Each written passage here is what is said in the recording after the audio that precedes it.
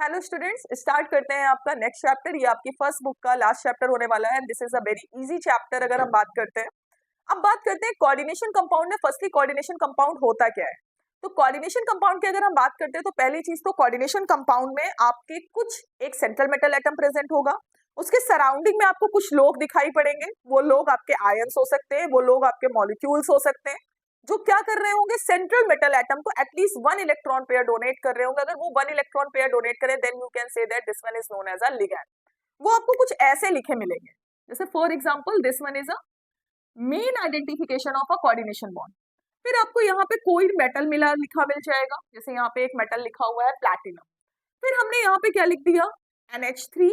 NH3 is the ammonia molecule जिसकी quantity मैंने यहाँ पे कर दी है 2। फिर मैंने यहाँ पे लिख दिया Cl2 और यहाँ पे मैंने लिख दिया K4 और here I am just right the SO4। ये मैंने एक कोऑर्डिनेशन कंपाउंड लिख दिया है। अब कोऑर्डिनेशन कंपाउंड में अगर हम बात करते हैं तो कोऑर्डिनेशन कंपाउंड में कौन क्या होता है पहले इसको समझ लीजिए, तभी आपको पूरा चैप्टर समझ में आएगा, अदरवाइज चैप्टर के क्वेश्चन समझ में नहीं आएंगे। This one is a central metal atom. ये क्या है हमारा सेंट्रल मेटल एटम। क्यों है ये सेंट्रल मेटल एटम? आप बोल सकते हैं मैम ये भी तो मेटल हो सकता है। बेटा ये मेटल नहीं होगा, जो स्क्वायर ब्रैकेट के अंदर दिखेगा मेटल वही आपका सेंट्रल मेटल एटम है, बाकी कोई आपका सेंट्रल मेटल एटम नहीं है। बाकी आपको स्क्वायर ब्रैकेट के अंदर ये दिख रहा है, स्क्वायर ब्रैकेट के अंदर ये दिख रहा है, इनको हम बोलते हैं दैट्स कॉल्ड द लिगैंड। क्यों इनको लिगैंड्स बोलते हैं? बिकॉज इट डोनेट, क्या करने वाले हैं, ये डोनेट करने वाले हैं 1 इलेक्ट्रॉन पेयर। याद करिएगा हमेशा ये पेयर में डोनेट करेंगे। बाकी ये जो स्क्वायर ब्रैकेट के बाहर जो भी लिखे होते हैं हमें इनसे कोई लेना देना नहीं होता है। That's are known as a counter ion. जैसे आप देखते नहीं हो कहीं पे भी जाते हो तो रिसेप्शन का काउंटर सबसे बाहर होता है, कहीं पे भी आप जाते हो तो जो काउंटर लगा होता है वो सबसे इंट्रोडक्शन वाला काउंटर सबसे बाहर लगा होता है। तो जब भी कोई प्रॉब्लम पड़ती है ना तो वो लोग सबसे पहले भाग जाते हैं। ठीक है, तो जब भी हम अपने कंपाउंड को आयोनाइज करेंगे, ब्रेक करेंगे, तो ब्रेक करने में ये जो स्क्वायर ब्रैकेट के बाहर आपको दिख रहे हैं ये सबसे पहले इसको प्लेस छोड़ देंगे। जैसे आपके कुछ दोस्त प्रॉब्लम के समय आपका साथ बिल्कुल नहीं देते हैं, और कुछ दोस्त जो हमेशा आपका साथ देते हैं तो उनको हम क्या बोलते हैं, वो हमारे हमेशा बेस्ट फ्रेंड होते हैं। These are behaving like as a ligand. किसकी तरीके बिहेव करेंगे? लिगैंड। जैसे यहाँ पे लिखा हुआ है SO4 डबल नेगेटिव। तो ये जो स्क्वायर ब्रैकेट के बाहर लिखे हुए थे इनको हम क्या बोलते हैं? Counter ion. काउंटर आयन आपके 2 टाइप्स के हो सकते हैं। कौन कौन से काउंटर आयन्स आपके होते हैं? मेटल और नॉन मेटल। तो इसमें जो आपके स्क्वायर ब्रैकेट के सबसे पहले लिखे होंगे these are known as a metals. क्या बोलते हैं हम इनको? मेटल्स। और सेकेंड वन हमारे कैसे होते हैं? Non metals. ठीक, तो this is all about the basic introduction of a coordination compound कि किसमें कौन कहाँ क्या होता है। सबसे पहले आपका मेटल आएगा, फिर इसके बाद आपका स्क्वायर ब्रैकेट आएगा, देन सेंट्रल मेटल एटम आएगा, देन लिगैंड्स आएंगे, देन स्क्वायर ब्रैकेट क्लोज हो जाएगा एंड एट लास्ट में अगर आपका कोई भी एनायन होगा तो वो एनायन आ जाएगा। आपका कंप्लीट कोऑर्डिनेशन कंपाउंड फॉर्म हो गया। अब हम लोग बात करेंगे इससे क्वेश्चंस कैसे पूछे जाते हैं। सही, स्टार्ट करते हैं। अब यहाँ पे क्वेश्चंस कैसे कैसे पूछे जाते हैं, तो बेटा यहाँ पे क्वेश्चंस इन वेराइटीज पे होने वाला है। First one about the oxidation number, second one about the nomenclature, third one about the coordination number, fourth one about the structure, next one about the isomerism and the last 6 one is a BBT, जहाँ पे आपकी पूछी जाती है hybridisation, hybridisation के साथ इसका structure, उसी के साथ इसका आइसोमेरिज्म, उसी के साथ पे उसका कलर एंड उसका नेचर डायमैग्नेटिक है कि paramagnetic, and the last one is about the crystal field splitting theory, जहाँ पे एनर्जी हमारी ओवरऑल ग्रेटर देन होगी और स्मॉलर देन होगी for the formation of products के लिए। तो स्टार्ट करते हैं कि इन क्वेश्चंस को आप कैसे सॉल्व करने वाले हो। जैसे अभी यहाँ पे मैंने एक सिंपली एग्जांपल लिखा हुआ था, जिसमें मैंने यहाँ पे K4 लिखा हुआ था, यहाँ पे K4 के साथ साथ मैंने प्लैटिनम लिखा हुआ था, और प्लैटिनम के साथ साथ आपका NH3 था, NH3 का ट्वाइस Cl2, और Cl2 के साथ यहाँ पे SO4, ऐसा कुछ लिखा हुआ था। तो सबसे पहले हम देखते हैं कि इसकी ऑक्सीडेशन नंबर। तो ऑक्सीडेशन नंबर हमेशा आप किसकी फाइंड आउट करने वाले होते हो? Central metal atom. किसकी फाइंड आउट करने वाले होते हो? सेंट्रल मेटल एटम की। तो यहाँ पे देख रहे हो आप पोटेशियम, पोटेशियम का कितना होगा? +1। क्वांटिटी कितनी है बेटा इसकी? 4। देन प्लैटिनम का आपको फाइंड आउट करना है। इसके बाद अमोनिया जो हमारा है ये न्यूट्रल है, तो न्यूट्रल की कितनी हो जाएगी? 0। क्लोरीन का कितना हो जाएगा? -1, quantity is 2। Then sulphate, sulphate हमारा होता है डबल निगेटिव, डबल नेगेटिव के लिए -2। अब आप यहाँ पे 4 + x, फिर ये हमारा ओवरऑल कितना हो जाएगा 2, ये हमारा कितना हो जाएगा -2 and this one is also -2, -2 हमारा क्या हो जाएगा -4, दिस वन इज +4, +4 -4 हमारा कट जाएगा, ओवरऑल क्या आ जाएगा 0। इसका मतलब है कि यहाँ पे जो हमारी ऑक्सीडेशन नंबर आने वाली है वो कैसी आने वाली है 0। तो इसकी ऑक्सीडेशन नंबर की वैल्यू कितनी आ जाएगी बेटा, ऑक्सीडेशन नंबर की वैल्यू आपकी आ जाएगी 0। Second one is about the nomenclature. Nomenclature के पहले हमको एक रूल आना चाहिए। अब वो रूल क्या होता है, रूल आपका ये बोलता है सिंपल सा कि सबसे पहले काम आपका होता है इस मेटल को लिखना, this is the first position, ये हमारी क्या होती है first position. Second one position होती है आपकी किसकी, लिगैंड्स की। किसकी होती है, लिगैंड्स की। लिगैंड्स के साथ भी एक सीन होता है कि लिगैंड्स आपके किस ऑर्डर में होने चाहिए, अल्फाबेटिकल ऑर्डर में होने चाहिए, अल्फाबेटिकल ऑर्डर में होने चाहिए।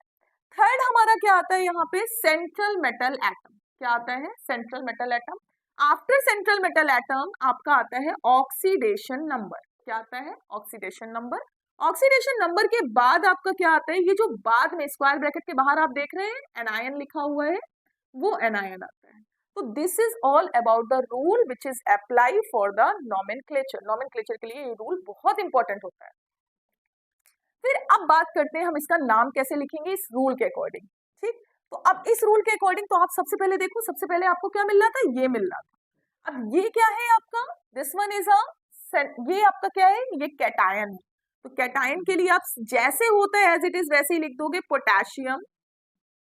फिर इसके बाद आपका लिगैंड, यहाँ पे एक लिगैंड है आपका एमाइन एंड सेकेंड लिगैंड है आपका क्लोरीन।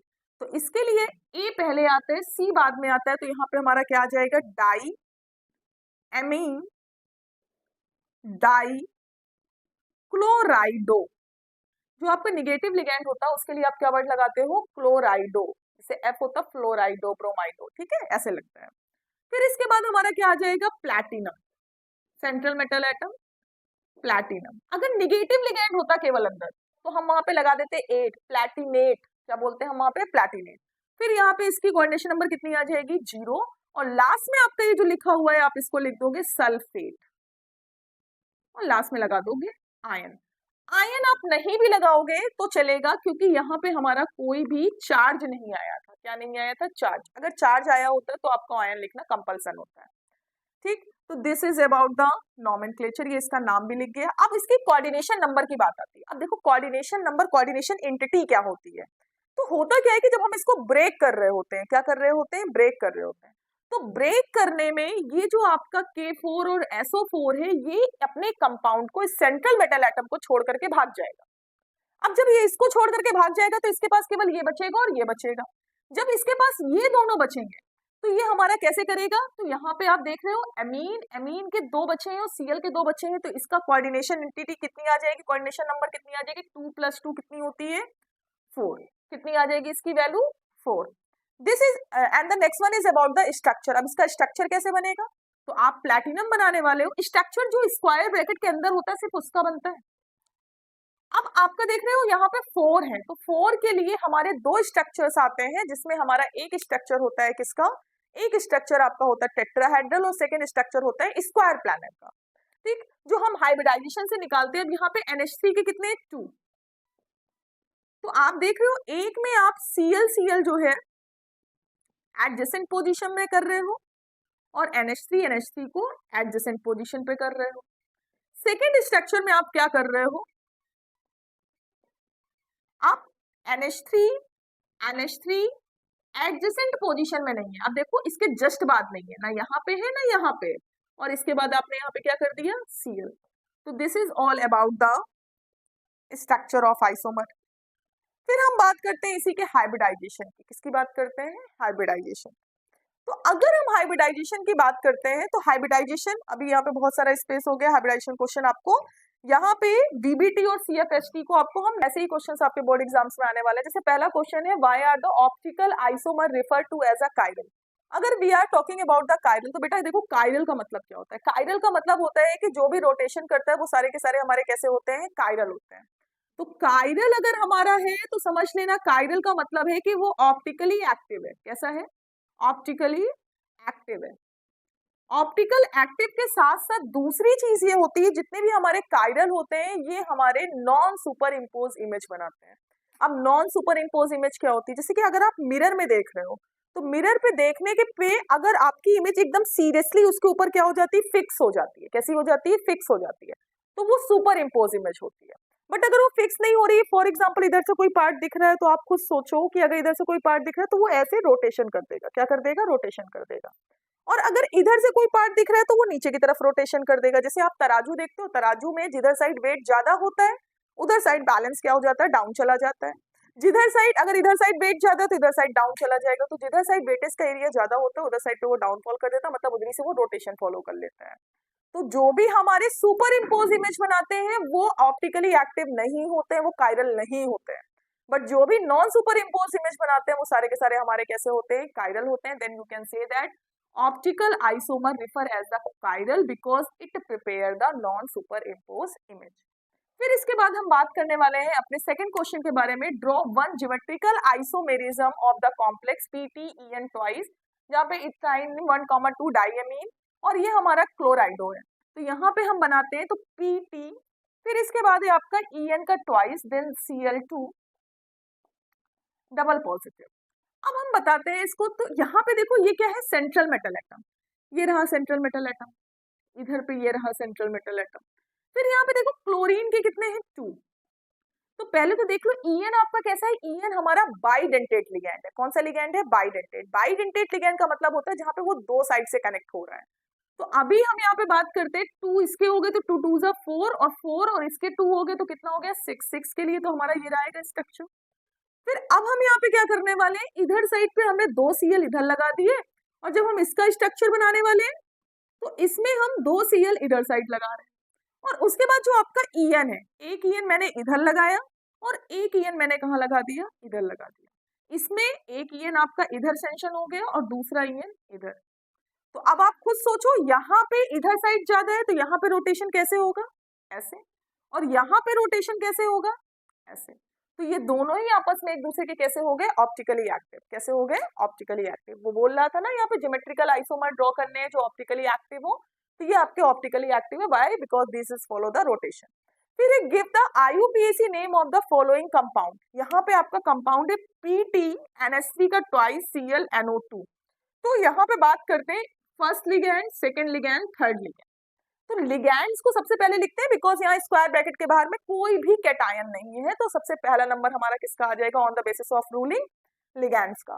तो एमीन सबसे पहले आता है। एमीन में कितना यूज है, 2। तो हमारा आ जाएगा यहाँ पे डाई एमीन। डाई एमीन के बाद हमारा आ रहा है क्लोराइडो। क्लोराइडो क्लोराइडो के बाद आप ये देख रहे हो ये नाइट्राइटो ग्रुप है। कौन सा ग्रुप है, नाइट्राइटो। तो नाइट्राइटो, नाइट्राइटो में ये जो N है ये सेंट्रल मेटल एटम से अटैच होगा। तो यहाँ पे आप क्या लिखने वाले हो, N। क्या लिखने वाले हो, N। फिर हमारा आ जाएगा प्लैटिनम। क्या आ जाएगा, प्लैटिनम। प्लैटिनम के बाद उसकी ऑक्सीडेशन नंबर NH3 की कितनी हो गई, 0। 0 2 से 0 -1 और इसकी NO2 की कितनी होती है, -1। -1 कितना हो जाएगा, -2। उधर जाएगा तो कितना हो जाएगा, +2। तो इसकी हमारी ऑक्सीडेशन नंबर कितनी आ गई, +2। फिर इसके बाद नेक्स्ट है हमारा, अब देखो यहाँ पे K3 स्क्वायर ब्रैकेट के बाहर आ गया तो इसका मतलब कैटायन है। तो सबसे पहले कैटायन को लिखो। तो क्या लिखोगे आप, पोटेशियम। पोटेशियम के बाद ये आप देख रहे हो C2O4 क्या है हमारा, क्या है, ये हमारा ऑक्सिलेट है। तो ऑक्सिलेट में क्या लगाओगे, निगेटिव है तो ऑक्सिलेटो। क्या बोलोगे आप इसको, ऑक्सिलेटो। तो पोटेशियम, पोटेशियम के बाद ऑक्सिलेटो। ऑक्सिलेटो के बाद आप देख रहे हो यहाँ पे 3 लगा हुआ है। तो it means this one is a trioxalato. कैसा है ये आपका, trioxalato. Trioxalato, clear हो गया। This one is a trioxalato. Trioxalato के बाद ये हमारा क्या है, क्रोमियम। लेकिन हमने बताया था कि अगर अंदर सिर्फ नेगेटिव हो तो आप उसमें 8 लगा दोगे। तो this one is a chromate. क्या बोलोगे आप उसको, क्रोमेट।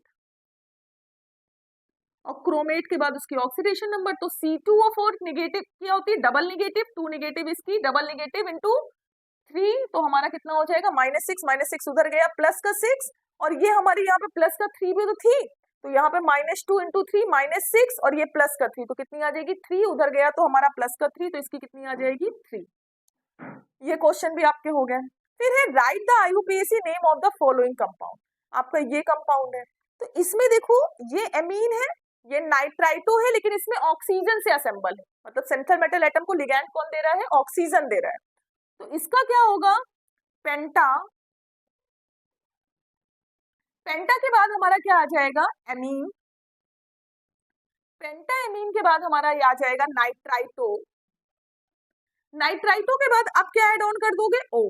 क्या ऐड ऑन कर दोगे, ओ। फिर हमारा यहाँ पे देख रहे हो ये क्या आ गया, कोबाल्ट।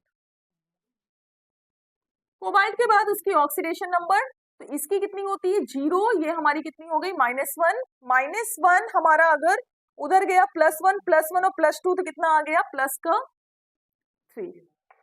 फिर इसके बाद हम बात करते हैं नेक्स्ट की, जहां पे K2 पहले लिखा हुआ है, तो पहले क्या हो जाएगा, पोटेशियम। देन हमारा हो जाएगा, देखो यहाँ 4 Cl है, तो ये हमारा हो जाएगा टेट्रा क्लोराइडो। फिर ये हमारा अंदर सिर्फ नेगेटिव है, तो निकिलेट,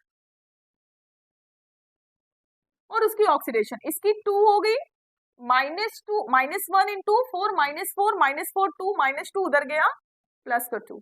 आपके ये क्वेश्चंस हो गए। ये क्वेश्चंस आपके बोर्ड एग्जाम्स में लास्ट 2 सेक्शन से बहुत पूछे जा रहे हैं। इसमें 2023